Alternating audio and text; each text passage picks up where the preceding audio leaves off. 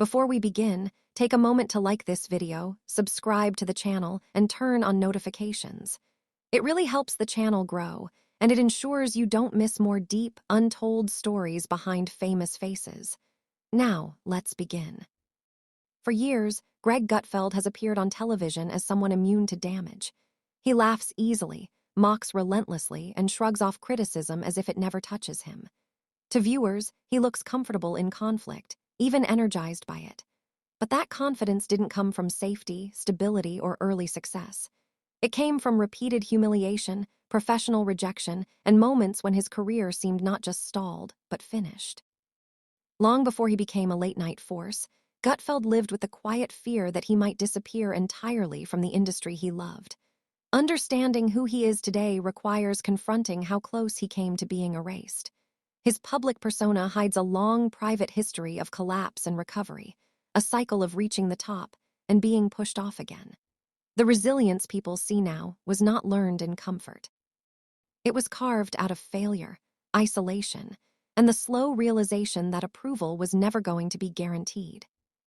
Greg Gutfeld's professional life did not begin with applause or smooth momentum. It began with instability. After earning an English degree from the University of California, Berkeley, he entered the magazine world, an industry built on rigid hierarchies, fragile egos, and advertiser control. Gutfeld was smart, fast, and creative, but he was also disruptive. He questioned authority openly and treated sacred industry norms like suggestions rather than rules. Early jobs exposed him to how media power worked, but also how quickly it could turn against you. At Prevention magazine, colleagues later described a chaotic period marked by heavy drinking and reckless behavior. Work and self-destruction existed side by side. There was no intervention, no safety net, just quiet judgment. Even then, a pattern was forming. Gutfeld could rise quickly, but staying in place seemed impossible. Stability bored him. Conflict followed him. His rise at Men's Health looked like redemption from the outside. By his mid-30s, Gutfeld became editor-in-chief of one of the most successful men's magazines in America. The title carried power, respect, and influence. On paper, he had won. But instead of consolidating his position, he tested boundaries. He mocked cultural symbols, challenged trends advertisers relied on, and even poked fun at his own executives. To Gutfeld, provocation was honesty. To management, it was liability. Internally, concerns grew that his talent came with uncontrollable risk. The fall was swift and public. He was fired, and the message was clear. Creativity without restraint was no longer welcome. For most people, that kind of failure forces adaptation. For Gutfeld, it hardened something inside him. At Stuff magazine, Gutfeld didn't retreat. He escalated. He leaned into shock, chaos, and provocation because it worked. Circulation exploded, but respect vanished. He became known less as an editor and more as an instigator. The breaking point came when he orchestrated a stunt that openly mocked the magazine industry itself. The backlash was immediate and unforgiving. Overnight, his reputation shifted from risky to radioactive. Editors stopped calling. Doors closed quietly. By his early 40s, Gutfeld was no longer a rising star. He was a cautionary tale. What haunted him wasn't unemployment alone. It was repetition. Every time he reached the top, he seemed compelled to burn the ladder behind him, and the industry was running out of patience. Leaving the United States wasn't a bold career move. It was survival. After his reputation collapsed in American publishing, no major outlet would touch him. His name had become shorthand for disruption without control. London offered distance, not forgiveness. When he accepted the role of editor-in-chief at Maxim UK, it wasn't because faith in him had been restored. It was because his reputation hadn't fully crossed the Atlantic yet. For a moment, reinvention seemed possible. But the same instincts remained. The margin for error was smaller, and the market less forgiving. Around this time, Gutfeld met Alina Mausa at a company conference. She was disciplined, private, and uninterested in chaos. Their connection was immediate. They married quietly, avoiding attention. Stability entered his personal life just as his professional one began to wobble again. Maxim UK struggled under Gutfeld's leadership. Circulation declined, advertisers hesitated, and what once looked edgy now felt risky in a shrinking market. When his contract ended, it wasn't renewed. No scandal, no confrontation, just quiet dismissal. He was 41, newly married, unemployed again, and far from home. Returning to New York was sobering. Alina rebuilt her career methodically, studying fashion and working behind the scenes. Gutfeld had no plan. The magazine world was closed to him, and television had never been part of his vision. For the first time, there was no ladder left. Only the question of whether his instincts had permanently disqualified him from respectable media. What came next wasn't a comeback. It was a gamble born of desperation. When Fox News called, there was no enthusiasm attached to the offer. It was a late-night show, initially placed in a time slot executives expected no one to watch. Eventually, it landed at 3:00 a.m. television's graveyard. There were no expectations, no pressure, and no belief it would last.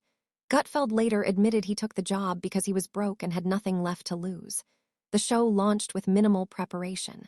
No polish, no grooming. Even the crew treated it as temporary. From the outside, it looked like a courtesy before disappearance, but something unexpected happened. Free from expectations, Gutfeld stopped pretending. He leaned into everything that had gotten him fired before. The jokes were darker. The tone was sharper. He mocked politicians, celebrities, media, and even Fox News itself. There was no moral lesson, no controlled message. Executives noticed complaints almost immediately. Instead of canceling the show, they pushed it later, assuming fewer people would see it. That move defined it. Viewers discovered the show by accident. Insomniacs, night shift workers, students, and people exhausted by scripted outrage stayed. A loyal audience formed, not because they agreed with everything, but because it felt real. It wasn't designed to please. It was designed to exist. Slowly, ratings rose without fanfare. While the industry slept, something stable was forming. As the show survived, loyalty grew. It felt like a secret, not a product. Behind the scenes, Gutfeld's private world narrowed. The hours were brutal, the pressure constant. What steadied him wasn't validation, but family, especially his mother, Jackie Gutfeld. She had shaped his imagination from childhood and remained deeply involved in his life. On air, their relationship felt unscripted and sincere. She teased him, grounded him, and believed in him when no one else did. Her approval mattered more than ratings. In 2014, Jackie died. The loss changed him. The humor sharpened. The distance grew. Success continued, but the emotional anchor was gone. As Gutfeld moved into daytime television, visibility brought scrutiny. Critics framed him as irresponsible and dangerous. Clips were taken out of context. Advertisers were pressured. What unsettled critics most wasn't his politics, but his unpredictability. He mocked institutions instead of defending positions. Fox noticed something others ignored. His audience was broader than expected. People alienated by traditional late-night comedy found something different. In 2015, he was given a weekly show. It grew quietly. When it moved to weeknights, industry experts predicted failure. Instead, Gutfeld won consistently. The dismissed outsider had rewritten the rules. At the peak of his professional dominance, Greg Gutfeld entered a chapter of life he never expected to reach. In his early 60s, he became a father for the first time, an experience that quietly reshaped everything he thought he understood about purpose and time. Publicly, he wrapped the announcement in humor, deflecting vulnerability the way he always had. Privately, it was grounding. The chaos that once defined his identity finally met a force strong enough to slow it down. Fatherhood didn't soften his edge, but it redirected it. He spoke openly about how becoming a parent erased regrets he had carried for decades, regrets tied to ambition, failure, and the years lost chasing validation. Yet the moment carried a quiet cruelty. His mother, Jackie Gutfeld, the person who believed in him long before television ever did, was no longer alive to see it. The absence was not dramatic or performative. It was constant. Success arrived, but the one witness who mattered most was gone. Jackie's death marked a turning point that never made headlines but reshaped Greg Gutfeld from the inside. She had been his emotional anchor, his internal audience, the one voice he trusted when the industry treated him like an accident. Without her, the laughter stayed loud, but something underneath it hardened. Viewers noticed a sharper edge, a deeper defensiveness, and a growing distance between the man and the persona. Professionally, his influence only expanded. His show dominated its time slot. His commentary drove conversations rather than reacting to them. Yet the personal cost of living in constant confrontation became clearer. Gutfeld was no longer fighting for survival, but he was still fighting. The difference was that now the battle wasn't against failure. It was against complacency, against becoming the very institution he once mocked. The irony was heavy.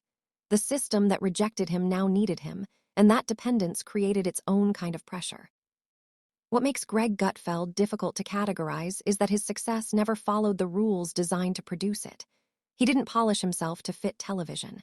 He didn't soften his tone to broaden appeal. He didn't wait for permission. Instead, television bent around him slowly and reluctantly. His dominance in late night didn't come from universal approval. It came from resonance. Viewers didn't see him as authoritative or virtuous. They saw him as unfiltered in an environment built on performance.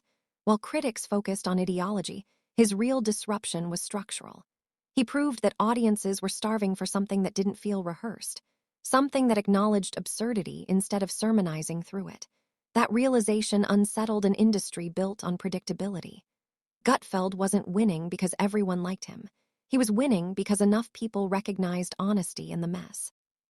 Looking back, it becomes clear that rejection shaped Greg Gutfeld more deeply than success ever could. Each firing stripped away another layer of illusion. Each collapse forced him to confront what he was unwilling to change. Eventually, there was nothing left to lose, and that freedom proved dangerous to systems built on control. He often said that being fired was the best thing that ever happened to him, not because it felt good, but because it ended his dependence on approval. The moment rejection stopped frightening him, his work changed. It stopped asking to be accepted and started existing on its own terms. That shift didn't just save his career, it defined it. The man once labeled unemployable became unavoidable, not by winning favor, but by surviving long enough for favor to stop mattering. So what really happened to Greg Gutfeld is not a simple story of redemption or dominance. It's a story about endurance, about a man repeatedly pushed out of the room until he stopped needing the room altogether.